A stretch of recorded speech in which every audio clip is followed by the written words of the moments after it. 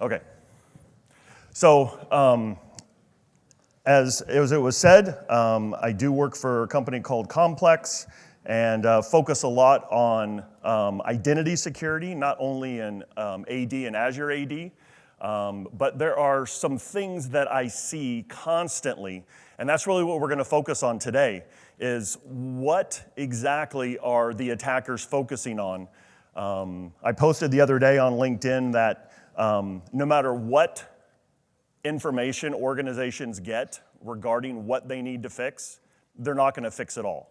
So we really need to focus on this prioritization concept, the highest risk areas.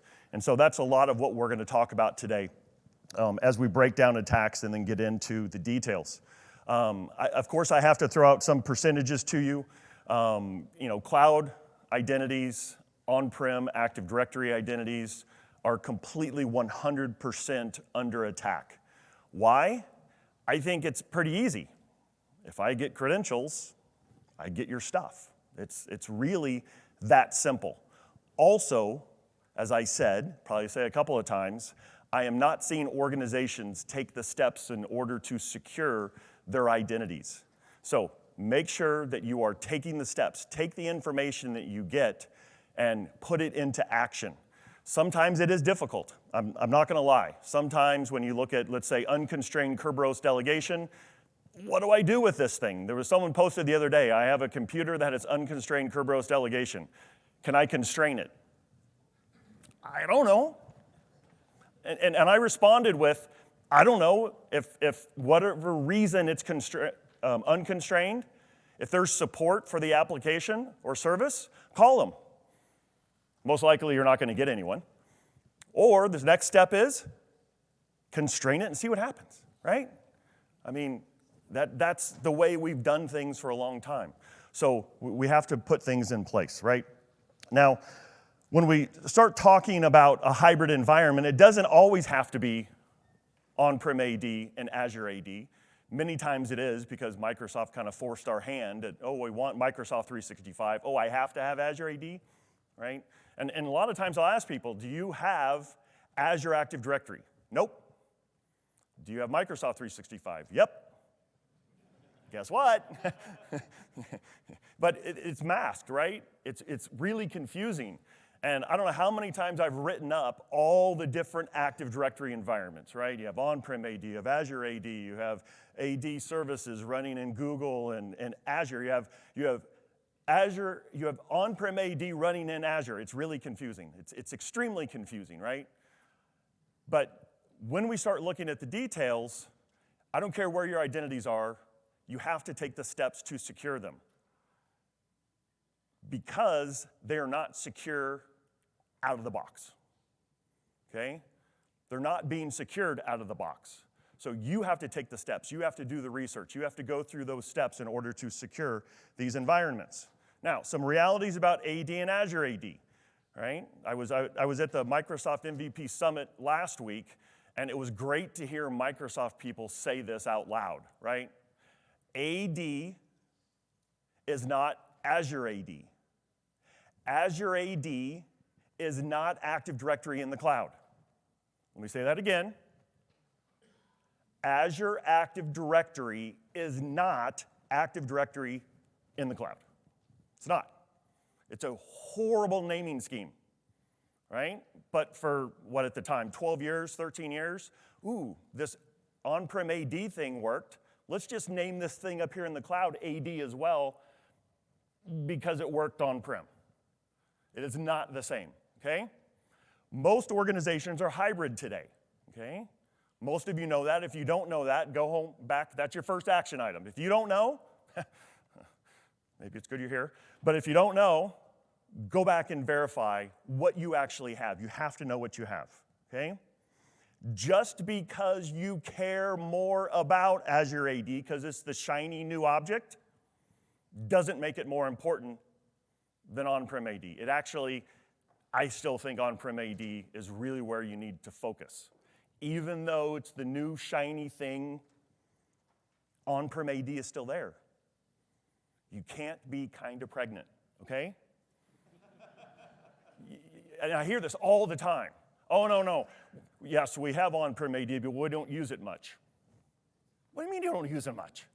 That means you're not monitoring it? You have to take the steps. Azure AD is just as messed up as Active Directory, just in different ways because it's not the same thing. Totally different naming concepts, totally different constructs, totally different everything. But it's just as messed up as on-prem AD.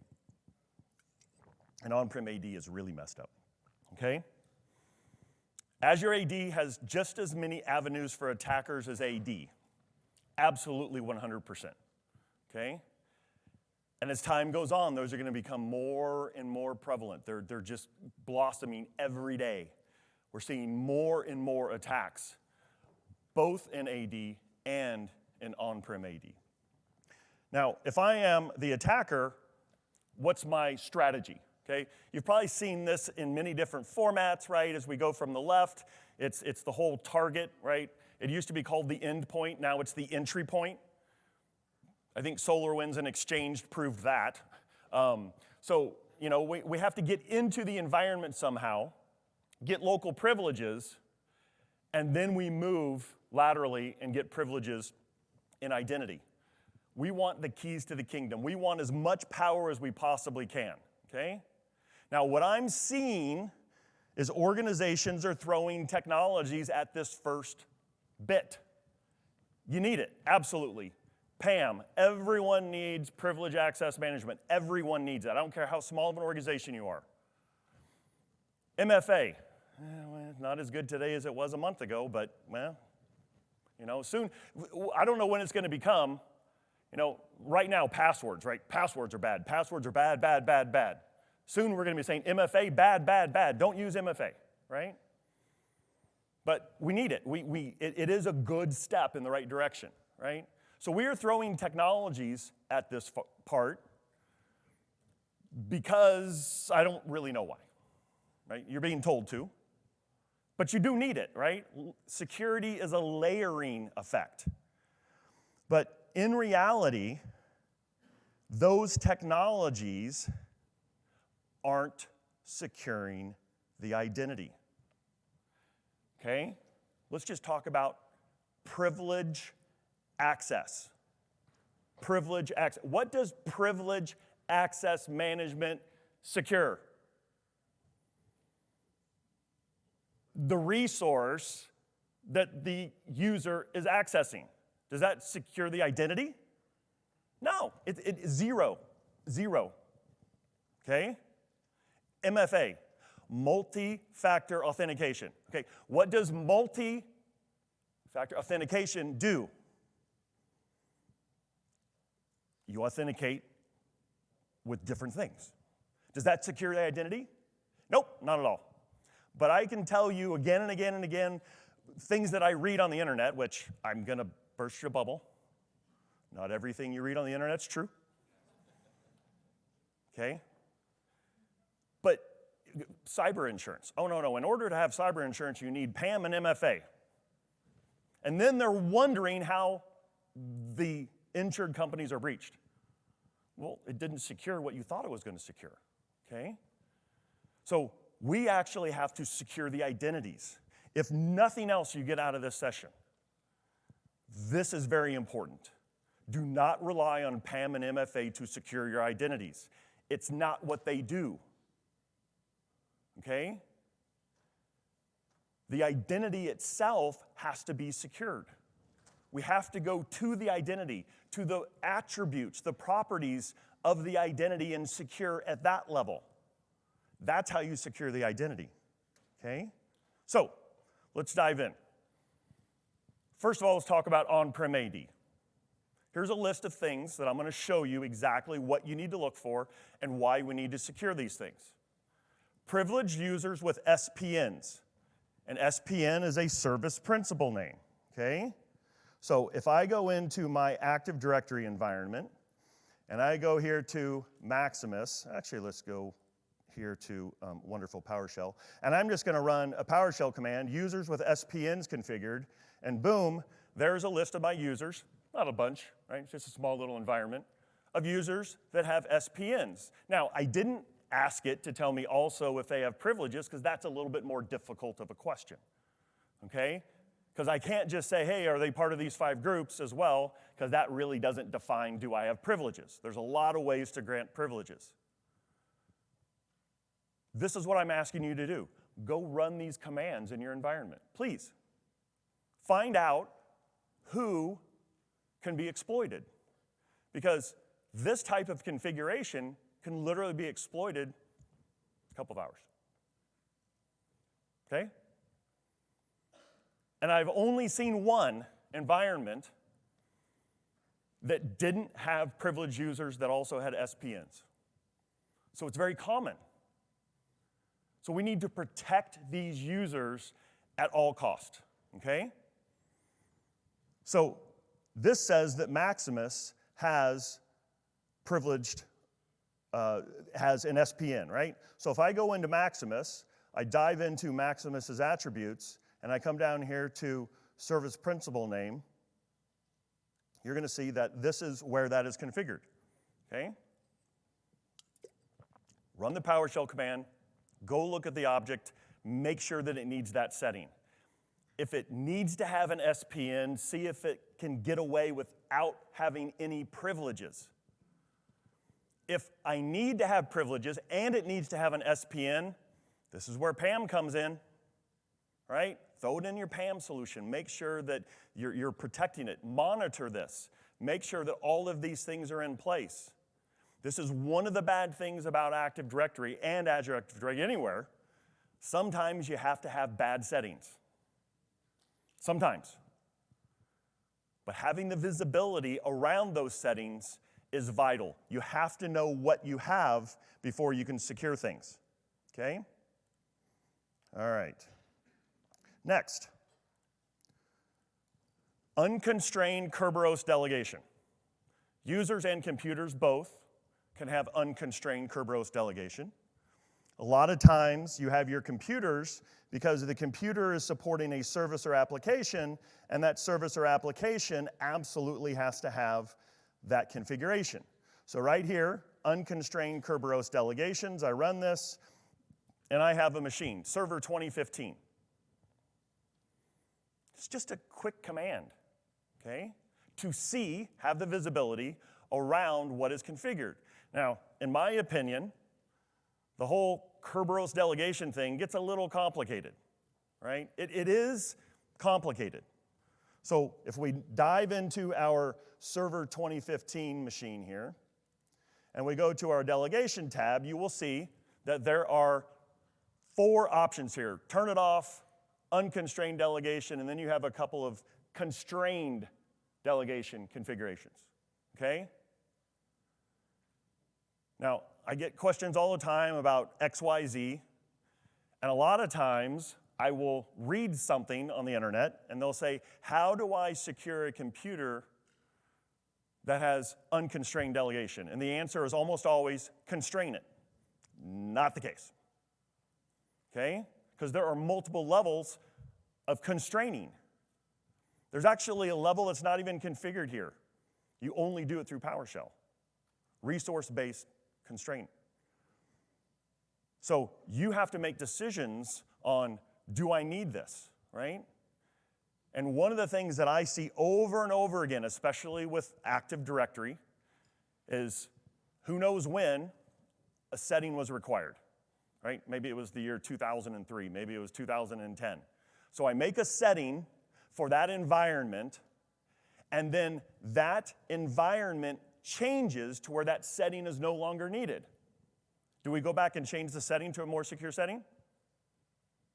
Nope. Do it all the time. So go look at these. This machine may be out there, and who knows even what's on it. It may not even be needed anymore. But the attackers can see this information very clearly. So if we go back to that graphic where the attacker was moving from the entry point all the way through, step 4 is to enumerate the environment.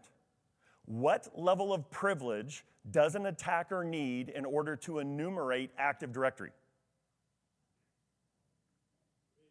Read. Read. That's it. No privileges. What level of access does the user need to enumerate Azure Active Directory? Read. Okay? This is the inherent issue. The attackers don't have to have privileges. They can go find out where to attack in order to obtain those privileges. So go into your systems, run the commands to ensure that you know what is there, so you know what you need to secure. If the setting is no longer needed, get rid of it. All right? I'm sure that most of you have a ticketing system to track everything. So you're going to be able to go back and find out, okay, what happened when did I see the problem occurring if it does cause a problem. All right? But in most cases, especially around these settings, you're not going to be able to call someone and say, hey, I'm running this application. I think it's because of your blah, blah, blah that I need it. Can I increase security here? They have no clue what you're talking about, I'm guessing. No clue. Okay? It's not their problem, they don't think. It really isn't their problem because you're running the application, you purchased it. But these organizations that are creating software, that are creating these environments, typically don't know how to secure them. Most of the time, they require a domain admin privilege so they can do whatever they want. Right? We're not going to talk about service accounts, but service accounts is another area that you absolutely need to know where all your service accounts are. I can't believe it's the year 2023, and I'm not going to ask the room because I don't want you to raise your hand, but I know many of you don't even know where the service accounts are. Okay? I mean, I used to work a lot with auditors. Are there any auditors? Any auditors? Okay, I'm going to fill you in on something here, right? Sorry, admins, I'm going to throw you under the bus.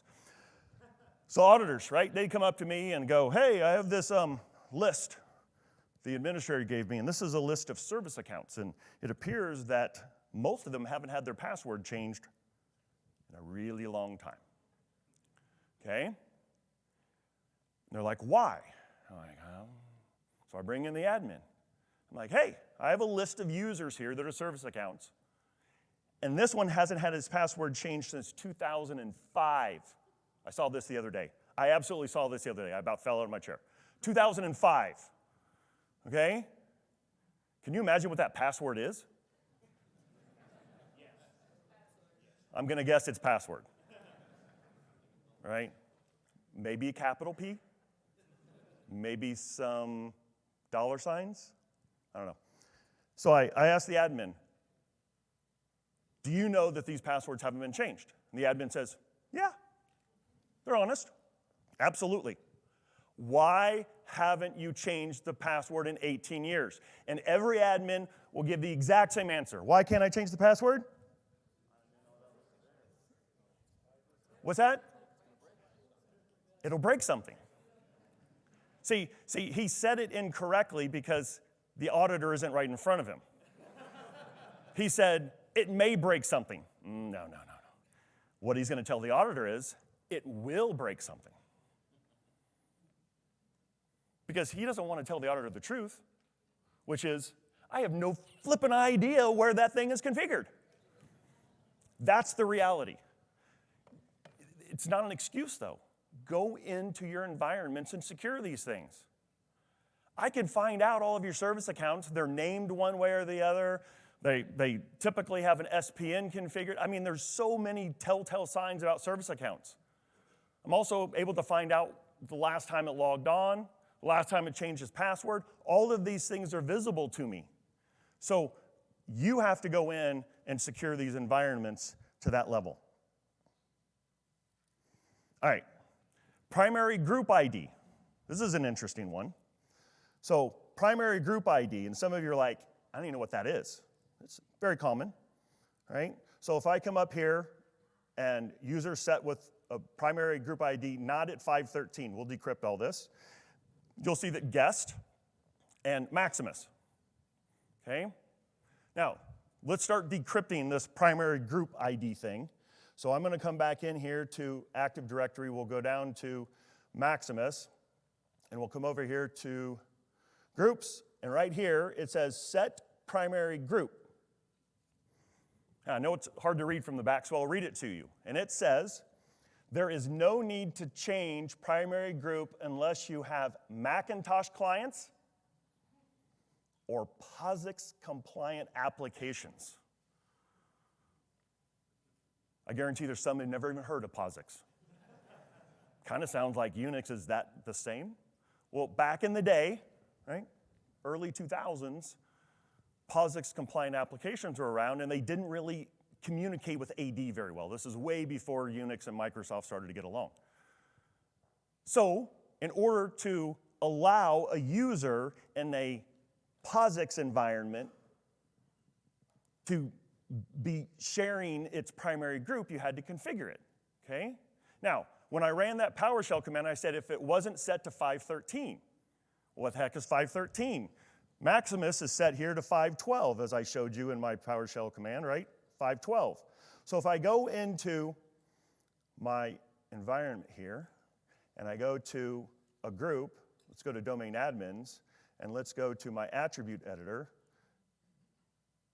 and let's go to my object SID, and at the end, what is the RID for domain admins?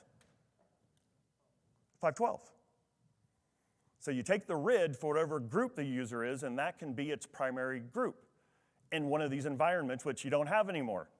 But if I set it in the year 2002 and I no longer need that setting, did I go back and clean them out? Nope. Can any attacker go read who has privileges based on the primary group ID? Yep. Can I modify the primary group ID in a DC shadow attack and the user originally not being in the group, which the GUI stops it from doing that? Of course. These are great backdoors, right? And that's another concept around this. It's not just the initial attack, it's the backdooring, it's the persistence. I don't know about you, but every time that I read the news, XYZ company breached again. Do you really think they were breached again? Do you really think they were breached? They went and configured everything wonderfully, and then they had to re-enter and breach again. No, because they didn't fix anything in between. But the attacker put in all of these backdoors. And I guarantee your SOC today is so overwhelmed, they're not looking for primary group ID changes. If you ask a SOC analyst what's a primary group ID, I have no idea. So someone has to be looking at these things. There has to be an environment that's helping you look for these things. You can go and set things up and go fix things. And this is another key factor that I want you to keep in mind when you leave here today. You can't go buy something off the shelf today, plug it in, and start monitoring for changes in AD. You first have to go into your existing infrastructures and fix the stuff. Because if you monitor from this point forward, you missed 23 years of junk that's been dumped into Active Directory, 10 years that's been dumped into Azure Active Directory. You got to go fix what you have now. And then make sure that you keep this high level of security in place, okay? So in this particular case, what I have is Maximus is associated with the domain admins group. Probably doesn't need it anymore. So I can now move it back to 513 and things are just gonna still work, right? Just because Maximus is in the domain admins group doesn't mean that the primary group ID has to be the domain admin's RID. That's not the case here. It was for those rare environments, okay? Now, some of you may be using primary group ID for something else. Just don't give the primary group ID with the privileged group. That's the best thing you can do. And go clean them up. Move them all to 513. 513, of course, is domain users, right? A non-privileged group. Okay. What else do we have in our list here? SID history, okay? SID history is related to migrations, right? I have domain A, I have domain B. I have a user in domain A, a similar identity in domain B.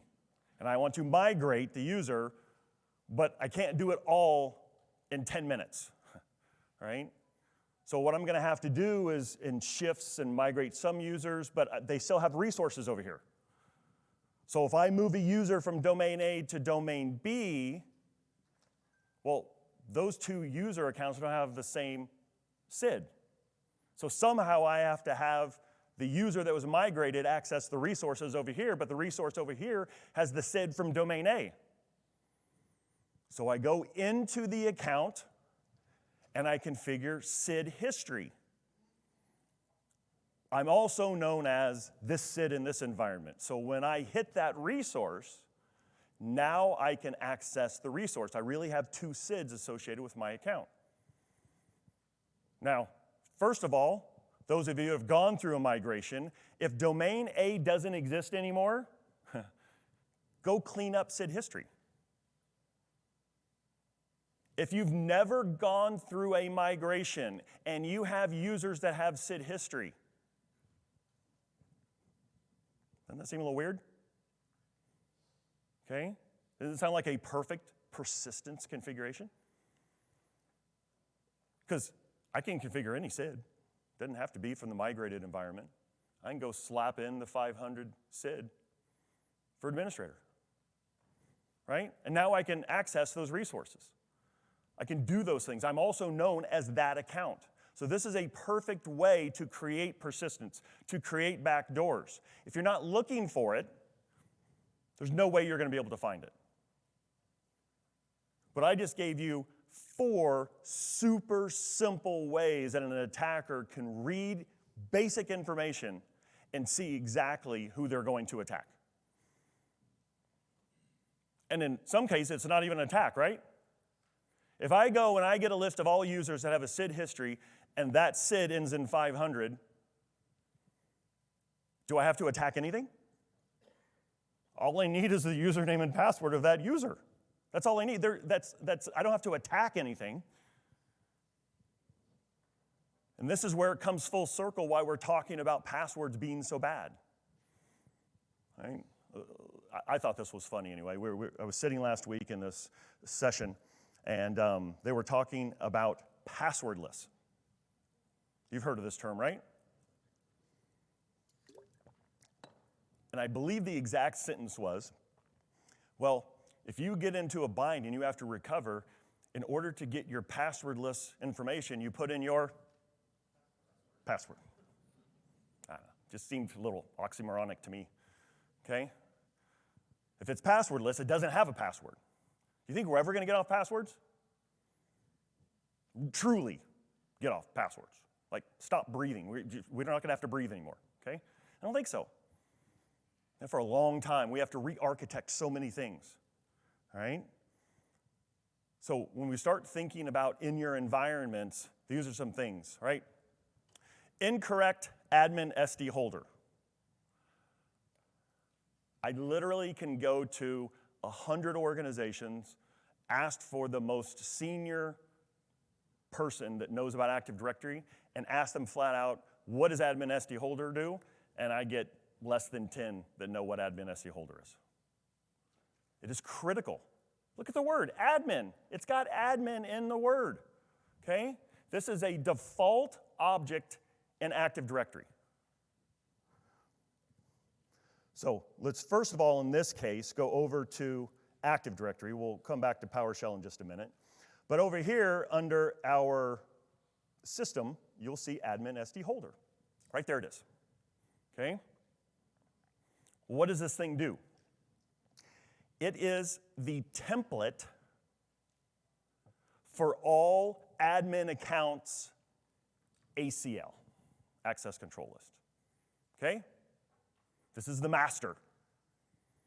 So if your account is deemed as an admin account, your account will have the exact same ACL as that object. because it comes and dumps it every hour. Every hour it checks. Okay? So it is the holder of the security descriptor, also known as the ACL, for all administrative accounts. Okay? And like I said, every hour it verifies that every administrative account has the correct ACL. It's got to beg the question, right? How in the world do I determine what's an admin account or not? It's a pretty valid question. Well, inside of Active Directory, for every single account, there is an attribute called admin count. By default, it's 0. If it's set to 1, it is deemed an admin account. All of your privileged groups have it set to 1. Users that are dumped into a privileged group, their admin count goes to 1. There's kind of a glitch. When you pull them out, it keeps 1. Many of you maybe ran into that problem because you're having issues with users that used to be in a privileged group and now they're not, and the ACL is wrong. Well, there's a reason for that. It's still deemed to be an admin, okay? But let's think about the attacker's standpoint. Do you think that I can run a PowerShell command to get every user that has an admin count equal to 1? Every group that has an admin count equal to 1? Wow, that's glorious if I'm an attacker, okay? Many of you are looking at privileged group ACLs, okay? Many of you are looking at privileged group membership. Membership is important. Don't change that. If you're not looking at the ACL, you need to, okay? But think about the attacker's standpoint. Every 60 minutes, there is a process called SDProp, Security Descriptor Propagation, that looks at every administrative account and double checks the ACL. And if it's wrong, it takes this ACL and replaces the object's ACL. Do I ever have to modify the actual object to hack the object? No. How about if I just go into admin SD holder, modify that, because who's actually looking at that? Most don't even know it's there, so why am I going to look at it? And if I modify admin SD holder, now within 60 minutes, I get whatever permission I put on admin SD holder's ACL for every administrative account, everyone. Am I going to add my name to the list? No, that's pretty obvious. But what if I go in, because I can enumerate all the groups recursively, and I go down the chain from administrators, domain admins, whatever it is, and I add my user account down here to a group that obviously inherits all the way up, you're probably not looking for that. Perfect. I just added myself to every administrative account, and now I can control those accounts. I guarantee it's happening. I guarantee it. Because we aren't looking for it. We aren't securing that. We have to secure those environments, okay? The number one thing, and I'd love to see a result of this, the number one thing that I see on admin SD holder is I'll go into admin SD holder, and I'll look at the ACL, right? So if I go back to my admin SD holder, and we go to our properties and look at security, as soon as I show this, usually one of the top entries is Exchange admins. And the story always goes the same. That's weird.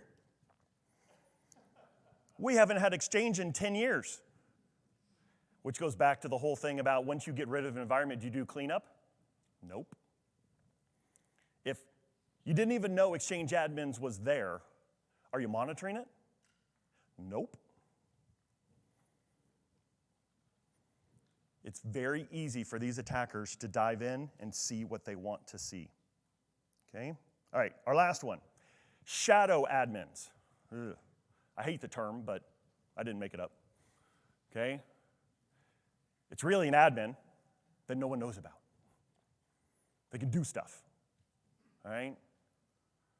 This is a tough one because there are so many ways that someone can get privileges to perform some action. Because admin here doesn't mean domain admin. It could mean administrator over passwords, like I can reset passwords, all right? So because of the complexity around settings like this, sometimes what you're gonna have to do is you're gonna have to have environments that help you see shadow admins, okay? You're gonna have to be able to go in and say, hey, I wanna see if someone has access through an ACL, if they have modification, delegation, and Active Directory to reset passwords or change groups, or, right, the SAM account name attack, the ability to add computers or add users to Active Directory. These are shadow admins, very difficult to see. So sometimes it's kind of nice to have things that are looking for that information for you. Instead of you having to dive in, it's actually going to go through and help you see those environments, okay? All right, let's move to the cloud, okay? It's just someone else's computer, right? It's just someone else's computer. There were some stats thrown out last week about the volume of computers that Microsoft is running. Wow, it's unbelievable. It's truly impressive. First and foremost, right? I feel like we're going back. I actually posted this on LinkedIn. I feel like I'm going back to like 2002 when we started learning about Active Directory. It's the same pattern with Azure Active Directory. We have the guest account, and we're worried about the guest account. When was the last time you worried about the guest account in on-prem AD? 2002, right? I disabled that thing, and I don't have to worry about it. Well, guess what? Now you can make people guest account. And the guest account now can do stuff, bad stuff. Things that you don't want them to do. Many of you don't know this, but out of the gate, the guest account can do really bad things. You think it's guest, kind of. I mean, have you ever invited someone to your house and they were a bad guest? Here it is. I mean, it's the same thing, okay? Inside of Azure Active Directory, the guest account, this is the default. Guest users have limited access to properties and memberships. Okay, limited, that sounds good. Except for what they can do. That limited is actually a lot of stuff, right? And not only is it related to what they can see, it's also related to what they can do, right here, right? I know it's not the easiest thing to see, but you'll see guest invite settings. Guests can invite people.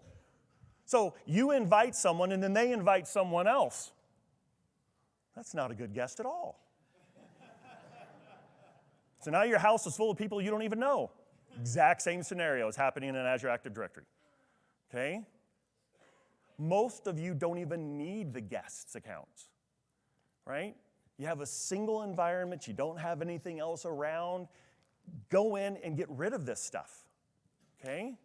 Just because it's there by default doesn't make it secure.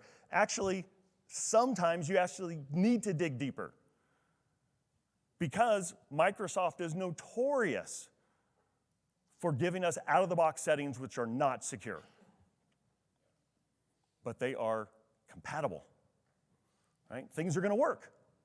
Things are gonna work, even for the attackers, okay? So, we need to go into these settings and make sure that we are securing things successfully, okay? So here, if I go to my Azure Active Directory environment, right, my external identities and my collaboration settings, this is where you get to go in and modify guest configurations in Azure Active Directory, okay? You need to go in and do these things, just like the list I gave you with on-prem AD. And if you think, no one else knows this, they do, okay? It is that philosophy that gets us into trouble with on-prem AD. And as I mentioned in my bullet list, Azure AD is just as messed up as on-prem AD. Even though it's, in my opinion, much simpler, not Azure Active Directory, because it doesn't have all the moving parts that on-prem AD has, there are just as many ways to get in trouble, and almost just as many configurations out of the box, which you need to go in and you need to make sure are secure. All right. Azure AD Connect. Most of us are hybrid, right? Is there anyone that has Azure AD only and zero traditional Active Directory? Wow. I have like one hand, and they're even shy. They're like, I got it. Right? It's rare. What do we got, 350 people in here? I got one person raise their hand. Two, right? Probably work together. Yeah, see there. It's one person. And they both did the same thing. Okay? Look how rare this is. So you got Azure AD Connect. Well, when you connect this thing, it creates 2 of the highest privilege accounts possible. Wow. It's anyone that tells you that Azure AD is more secure than on-prem AD is lying. Okay? It has just as many ways to get in trouble. Okay? You have to go secure this thing. All right? So on all the slides, and I'm going to share the slides out, that I added something new. I kind of put this little star and put new, right? So you can go and get this AD Sync config module, and then there's, I don't know, it's about 10 to 12 commands that you can run, and you can find out who these accounts are. You can look for certain things around Azure AD Connect, okay? You have to. The other thing that I thought was extremely important to hear directly from Microsoft, and this was last week, and they said specifically, no matter what you have for hybrid, on-prem AD is the authority. Let me say that again. No matter what you have for hybrid AD, on-prem AD is the authority. That was pretty powerful to hear from a Microsoft person, okay? So all of you that was in that list saying, oh, no, I'm worried about the shiny new thing, Azure AD. It's not the authority. On-prem AD is the authority, okay? So whatever you have an on-prem AD flows into Azure AD. Or you configure in Azure AD, and it's only there, so it's really, that piece isn't hybrid, okay? So these are things you need to consider and think about. Now, additionally to this, there is a newer option for AD Sync. It's called AD Cloud Sync. Go look at this, please. I've looked at it again and again, and it's much easier, a lot more benefits. There are some negatives in terms of capabilities, but you don't need a machine on-prem anymore to be your Connect machine. Actually, the configurations are in Azure AD. You don't need these high-privileged accounts. There are some major benefits to it. So please, go read up on, go look at that cloud sync option, because it is a much better configuration for most, right? Especially the SMBs all the way through the mid-market. Now, if you're a huge enterprise, it maybe isn't the best option because you're doing more with the Connect, and the limitations are going to be there with the Cloud Connect. But please go look at that, okay? Now, you also want to make sure you fully understand what this account can do, the sync account that has the highest privileges. Here's a list that should hopefully scare you. The woman before said, don't scare people. Sorry, I got to. I gotta get it through to you, okay? This account that does that sync can dump all on-prem password hashes. Can log on to the Azure portal. It's not just an on-prem account, it also goes into Azure AD. So that means that if someone hacks the account on-prem, it can get into Azure, okay? It can add credentials to service principals, right? It can modify, backdoor, remove conditional access policies. And it can actually perform a DC sync. So I've been reading oh, my detection system caught a DC sync attack. Was it really a DC sync attack? No, it was this account doing its job. So you got to go in and filter out this account from your DC sync so it's not flagging it every time. So keep in mind, just because you put something in place doesn't mean it's secure. It actually can have major security issues. Conditional access policies. I love them. They're a genius idea. I love them. I don't know, just they're pretty complicated. I was asking someone the other day, do you have that conditional access policy RSOP? Right? RSOP meaning resulting set of policies. Because I remember back in the early group policy days, we didn't really have an RSOP. So what did you have to do? Test. You had to test, you had to test, you had to test. And with some of the conditional access policy configurations, it's dynamic, so now it's going to be very difficult to test. One of the things that I want to hammer home, when you, and I can't remember the exact level, when you install Azure Active Directory, it comes with a default policy, okay? So if I jump back into my, where'd it go? Where'd you go? Here it is. So if I go into Azure Active Directory, I come down here to Properties. This is the tiny little thing at the very bottom, Manage Security Defaults. Some of you may not have seen that. They kind of hid it. Because right here is security. They didn't put it under security. That would make too much sense. Let's put it over here. And you will notice that this is disabled. If I try to enable this, it is going to say, wait, you have a conditional access policy enabled. You can't have both. You can have the default or conditional access policies. You can't merge them together. But what's interesting is this says, with security defaults, your organization is protected from common attacks. This is a very important thing to do. You should probably do this. 99% of account compromise could be stopped. But as soon as you configure one conditional access policy, because you're playing around with it to see what it does and what's the option, it immediately disables everything for everybody else. What's that?